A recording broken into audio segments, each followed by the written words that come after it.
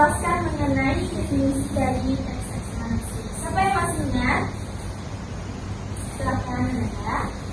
Yaitu teks eksplanasi merupakan teks yang menceritakan bagaimana dan mengapa suatu fenomena atau kejadian atau peristiwa terjadi, baik itu fenomena alam, budaya atau sosial.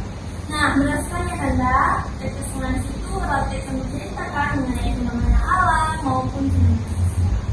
Nah, sekarang pada pertemuan kali ini Ibu ingin menjelaskan mengenai struktur dan kebahasaan teks eksplanasi.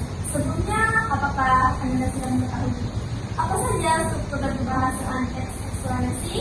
Belum. Nah, kali ini Ibu akan menjelaskan gimana ketika Anda ingin menyusun teks eksplanasi, teks yang Anda susun itu efektif dan sesuai dengan ciri kebahasaannya. Jadi, baiklah Anda semuanya, hari ini Ibu akan menjelaskan mengenai struktur dan kebahasaan teks eksplanasi. Nah, struktur teks eksplanasi ini ada 3. Yang pertama yaitu pernyataan umum, data penjelas, dan yang terakhir awal penutup. Dan Ibu akan mulai dengan pernyataan umum terlebih dahulu. Nah, dalam teks eksplanasi, pernyataan umum itu adalah bagian pembuka. Di sini penulis mengenalkan atau menyampaikan gambaran umum mengenai topik yang akan dijelaskan. Contohnya, jika Anda menyusun teks eksplanasi mengenai bencana banjir, maka di bagian pernyataan umum ini akan dijelaskan mengenai apa itu banjir, di mana biasanya banjir terjadi, dan mengapa hal itu penting untuk dibahas. Nah, tujuannya adalah agar pembaca mengerti dahulu topik utama sebelum masuk ke penjelasan yang lebih mendalam. Nah, yang kedua yaitu deretan penjelas. Nah, deretan penjelas ini sama dengan bagian inti dari teks eksplanasi. Pada bagian ini, penulis biasanya menjelaskan mengenai proses terjadinya suatu masalah dan alasan terjadinya suatu peristiwa tersebut secara berurutan dan logis. Nah, penjelasan ini biasanya terdiri dari beberapa paragraf yang saling berkaitan. Setiap paragraf bisa menjelaskan satu tahap dari proses atau satu penyebab yang menjelaskan fenomena tersebut.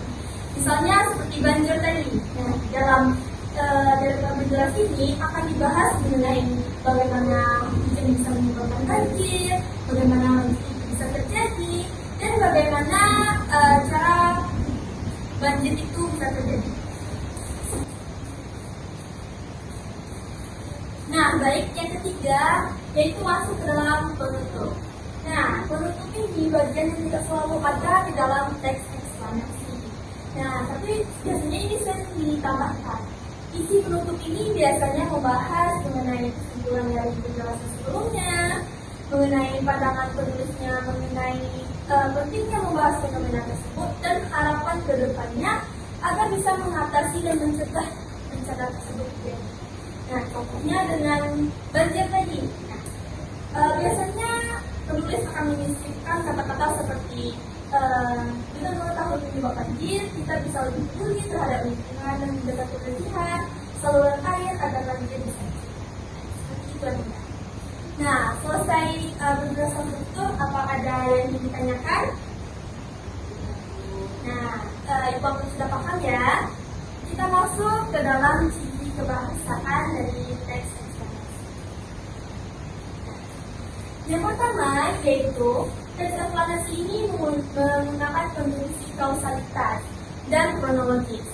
Teks eksplanasi ini banyak memakai kata penghubung dan menunjukkan sebab akibat dan kemudian. Nah, yang pertama itu yang dipakai konjungsi kausalitas, yaitu konjungsi sebab akibat. Nah, seperti contohnya kata-katanya seperti karena, akibatnya, sehingga, oleh karena itu, dan maka. Nah, contoh kalimatnya seperti karena curah hujan yang tinggi, maka akan terjadi banjir. Nah, itu adalah contoh dari konjungsi kausalitas. Selanjutnya masuk ke dalam konjungsi kronologis, yaitu konjungsi urutan waktu. Kata-katanya bisa seperti setelah itu, kemudian, selanjutnya, dan pada akhirnya. Contoh kalimatnya seperti kemudian air menguap di jalan. Nah, Kata kemudian di situ merupakan konjungsi kronologis.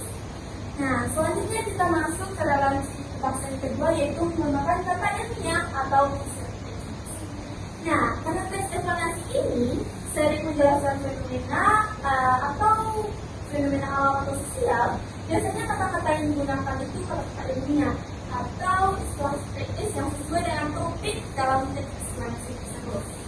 Nah, contohnya seperti kata-kata kondensi, polusi, erosi. Nah, kata-kata itu merupakan kata-kata ilmiah. Nah, dari sini apakah ada yang ingin bertanya? Tidak. Nah, baik, masuk ke dalam ciri yang ketiga, yaitu menggunakan kalimat pasif. Biasanya di dalam teks eksplanasi ini menggunakan kalimat pasif untuk menunjukkan proses atau kejadian tanpa perlu menekankan maksudnya. Nah, ibu ingin bertanya, apakah Anda mengetahui apa itu kalimat pasif? Tahu. Nah, sebutkan contohnya satu-satu, mulai dari Bella. Contohnya makanan telah dimasak ini. Berarti kalimat pasifnya? Lanjut, Nabila. Pekerjaan rumah dikerjakan oleh Andi. Kalimat pasifnya? Dikerjakan. Selanjutnya, Buku itu dibaca oleh Rosi. kalimat pasifnya? Dibaca Bu. Ya, lanjut. Rumah itu dibangun oleh arsitek. Nah, pasifnya? Dibangun. Bola itu dilempar oleh Andi. Nah, semuanya benar ya, Nanda? Ya, semua yang berawalan di itu merupakan contoh dari kalimat pasif. Nah, selanjutnya yaitu menggunakan kalimat umum. Nah, kalimat umum ini bersifat ilmiah dan objektif, sehingga kalimat umum ini menghindari kata-kata yang personal. Saya, kami, menurut saya, menurut pendapat saya. Dan bahasa umum ini tidak menonjolkan pendapat pribadinya. Contohnya seperti ini. Banjir merupakan peristiwa meluapnya air ke daratan yang serasa terjadi. Di dalam contoh yang disebutkan tadi tidak menggunakan kata-kata yang bersifat menunjukkan pendapat pribadi. Nah, lanjut ke yang kelima, yaitu menggunakan verba, material, dan rasional. Nah, verba material ini kata kerja yang menunjukkan tindakan atau aktivitas fisik. Contohnya seperti mengalir, terbentuk, terbang, memanas. Nah, sedangkan verba relasional itu kata kerja yang menjelaskan hubungan atau keadaan. Contohnya seperti merupakan, adalah, termasuk. Contohnya ada. Kita masuk ke dalam ciri yang terakhir, yaitu menggunakan fakta dan data. Karena teks eksplanasi ini merupakan teks yang menjelaskan mengenai fenomena alam atau sosial yang terjadi, maka harus menyertakan fakta dan data yang berupa angka atau informasi objektif untuk memperkuat penjelasan. Misalnya mengenai gempa nih, nah di dalam teks eksplanasi itu harus menjelaskan besaran gempa tersebut, berapa kuatnya, seperti contohnya seperti gempa bumi berkekuatan 7,0 skala Richter menggunakan wilayah tersebut. Itu menggunakan angka. Nah, baiklah Nanda, di sini aku sudah mencarikan satu contoh mengenai teks eksplanasi. Bisa Nanda lihat ini di bagian paragraf pertama merupakan dari pernyataan umum. Nah, paragraf kedua dan ketiga merupakan deretan penjelas, dan paragraf terakhir merupakan penutup atau interferensi. Nah, Ibu ingin menyiapkan suatu video kepada Anda.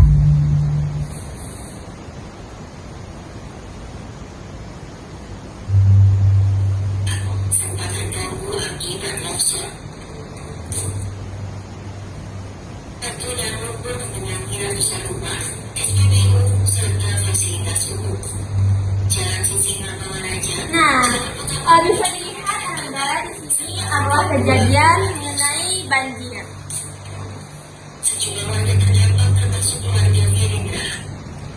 Nah, sekarang Ibu ingin Anda mengeluarkan masing-masing kertas dan penanya.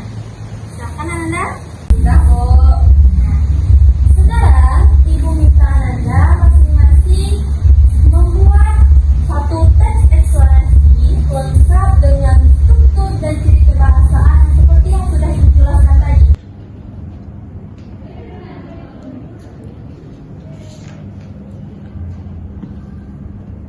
sudah siap Nanda? Belum lagi, Bu. Wah, bagus sekali Nanda. Sebenarnya Anda semua sudah cukup paham dengan apa yang saya jelaskan. Bagus.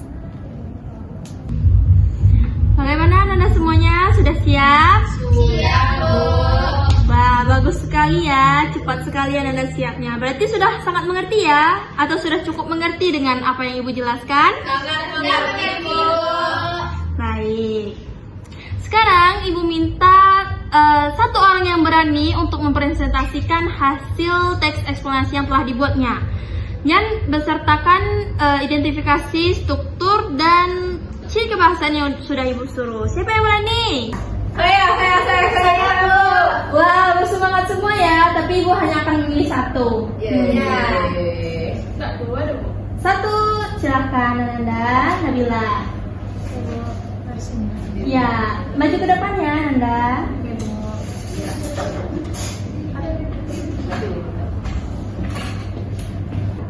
Baiklah, saya Nabila Desriza akan menjelaskan teks eksplanasi yang sudah saya buat dengan analisis struktur dan ciri kebahasaannya.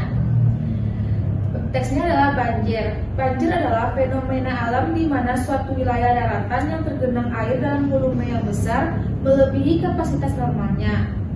Peristiwa ini terjadi ketika air dari sungai, danau, atau sistem drainase meluap, menyebar ke area pemukiman, lahan pertanian, atau infrastruktur.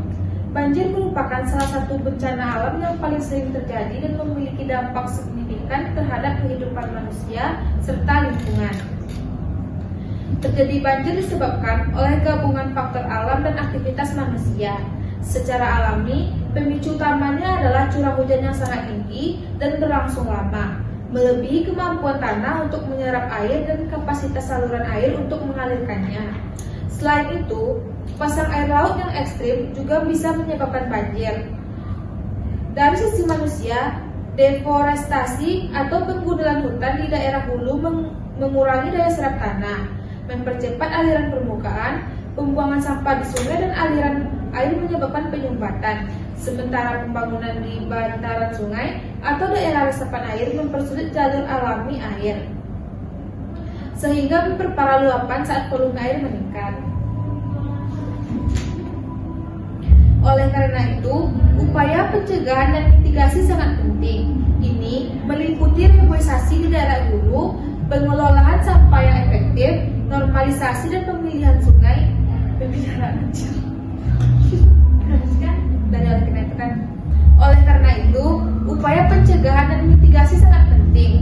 Ini meliputi reboisasi di daerah hulu, pengelolaan sampah yang efektif, normalisasi dan pemeliharaan sungai, pembangunan sistem drainase yang baik, serta penataan ruang yang berbasis mitigasi bencana. Edukasi masyarakat tentang kesiapsiagaan dan pentingnya menjaga lingkungan juga harus terus digalakkan untuk mengurangi risiko atau dampak buruk banjir. Yang kedua, analisis strukturnya. Yang pertama, pernyataan umum. Mengintroduksi fenomena banjir secara umum termasuk definisi dan gambaran awalnya. Pada paragraf 1, ada teks yang mengatakan banjir adalah fenomena alam di mana suatu wilayah daratan tergenang air dalam volume yang besar melebihi kapasitas normalnya, yang merupakan pernyataan umum. Yang kedua, deretan penjelas. Menjelaskan secara rinci tentang bagaimana dan mengapa fenomena terjadi, meliputi penyebab dan dampaknya. Pada paragraf 2, menjelaskan penyebab, yaitu terjadinya banjir disebabkan oleh gabungan faktor alam dan aktivitas manusia. Pada paragraf 3, menjelaskan dampak, yaitu kalimatnya dampak yang ditimbulkan oleh banjir sangatlah luas dan merugikan. Yang ketiga, interpretasi atau penutup. Memberikan kesimpulan, saran atau pandangan terkait fenomena seringkali berupa solusi atau mitigasi. Pada paragraf keempat, menyimpulkan dan menyarankan solusi, yang kalimatnya adalah oleh karena itu, upaya pencegahan dan mitigasi sangat penting. Selanjutnya, analisis ciri kebahasaan teks eksplanasi. Yang pertama, penggunaan istilah teknis atau ilmiah, yaitu memakai kosakata khusus yang relevan dengan bidang ilmu atau fenomena yang dijelaskan. Contohnya, volume air, sistem drainasi, deforestasi, sanitasi, dan mitigasi. Yang kedua, penggunaan kata kerja material atau proses, yaitu kata kerja yang menunjukkan tindakan atau proses kerja. Contohnya, tergenang, meluap, menyebar, disebabkan, mempercepat, memicu, dan mengurangi. Yang ketiga, penggunaan konjungsi kausalitas atau sebab akibat. Kata hubung yang menjelaskan hubungan sebab akibat, contohnya disebabkan oleh, sehingga, memperparah luapan, oleh karena itu, upaya pencegahan. Yang keempat, penggunaan kalimat pasif. Ciri kalimat yang dikenal tindakan menekankan pada peristiwa atau hasil. Contohnya, wilayah daratan tergenang air dari sungai meluap, banjir disebabkan, lahan pertanian bisa terendam. Itu saja. Baik, mari kita beri aplaus untuk Nabila. Wah, Ibu bangga sekali dengan anak-anak semua yang sudah mampu membuat teks ekspansi dengan sangat begitu bagus dan besertakan strukturnya juga. Silakan Anda, teks ekspansinya dikumpulkan ke depan. Baik, Bu. Baik, Bu.